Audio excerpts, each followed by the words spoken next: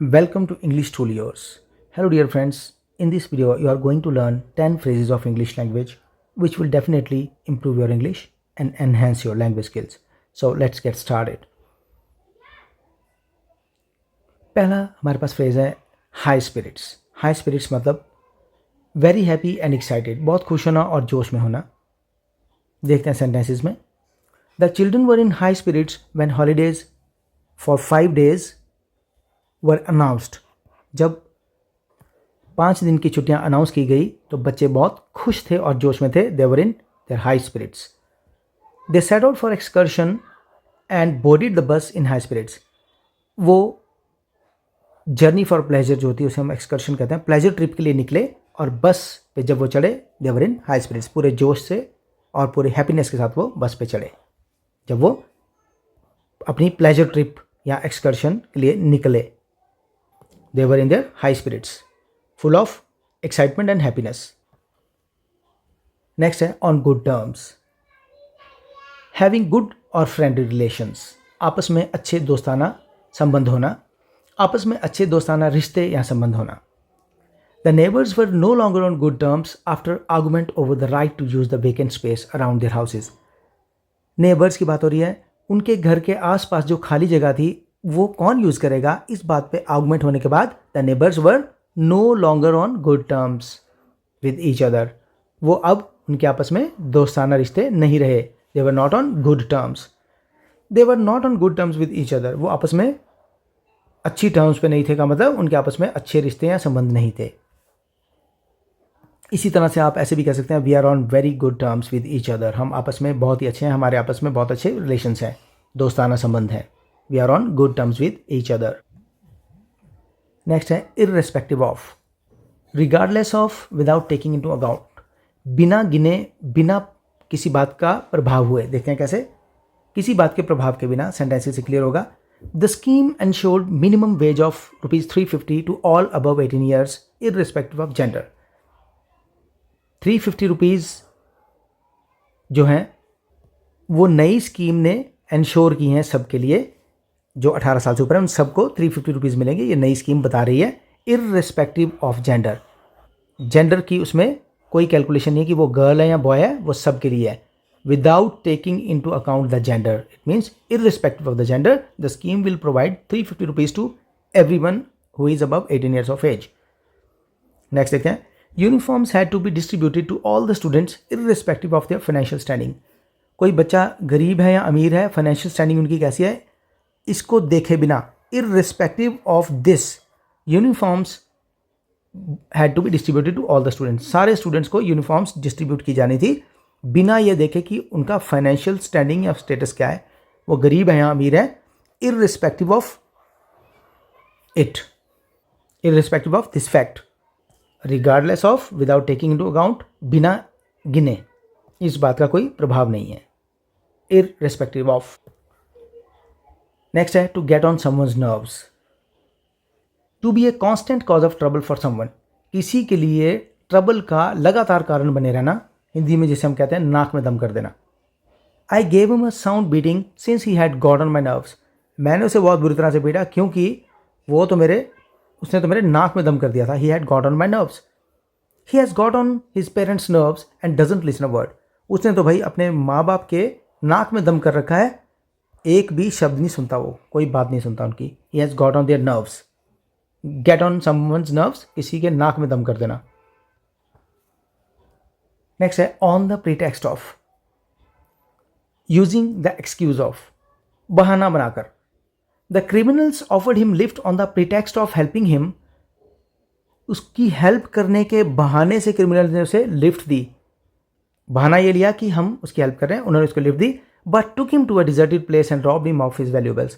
उसे वो फिर एक सुनसान जगह पर ले गए और उसे उन्होंने वहाँ पे रॉब किया उसके वैल्यूबल्स को. वैल्यूबल्स मतलब जो भी उसकी वैल्यूबल्स मतलब उसकी जो महंगी चीज़ें थी उससे वो छीन ली. They robbed him of his valuables. On the pretext of helping him they took him to a lonely place and robbed him. They got in to the house on the pretext of taking a look at the house layout but murdered the owner and fled with jewellery and cash. कुछ लोग इनकी हम बात करें वो घर में घुसे कि वो घर की प्लानिंग देखना चाहते हैं, घर कैसा है, on the pretext of taking a look at the house planning, but they murder the owner and fled with jewellery and cash. लेकिन उन्होंने ओनर का मर्डर कर दिया और कैश और ज्वेलरी लेके भाग गए। They entered the house on the pretext of having a look और taking a look at the house construction on the pretext of. Next है used to, having a habit और रूटीन इन द पास्ट। आपकी कोई habit थी past में या आपकी कोई रूटीन थी, उसके लिए हम यूज टू यूज़ करते हैं। कैसे? अक्सर कोई काम किया करना। देखते हैं कैसे। He use to come to our house as a child. जब वो बच्चा था तो हमारे घर आया करता था। He use to come. He was in the habit of coming to our house when he was a child.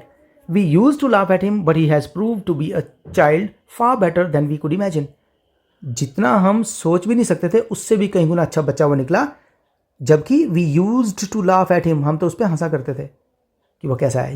We use to laugh at him, हंसा करते थे, ऐसा किया करते थे, वैसा किया करते थे। We use to do something.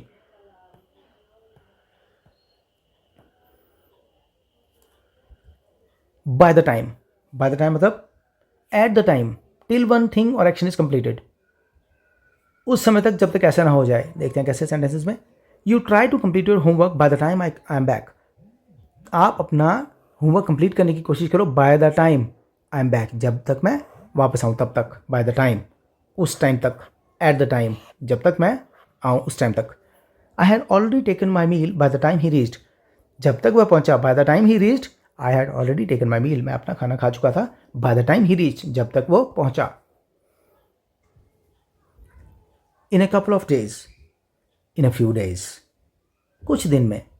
We are going to start new course in a couple of days, कुछ ही दिन में हम नया कोर्स स्टार्ट करने वाले हैं। We are going to start a new course in a couple of days.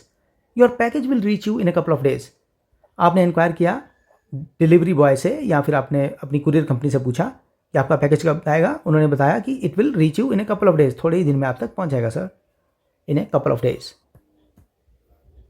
In the wee hours, in the hours just after midnight, रात को 12 बजे के बाद के कुछ घंटे, उन्हें हम कहते हैं इन द वी आवर्स, आधी रात के बाद के कुछ घंटे।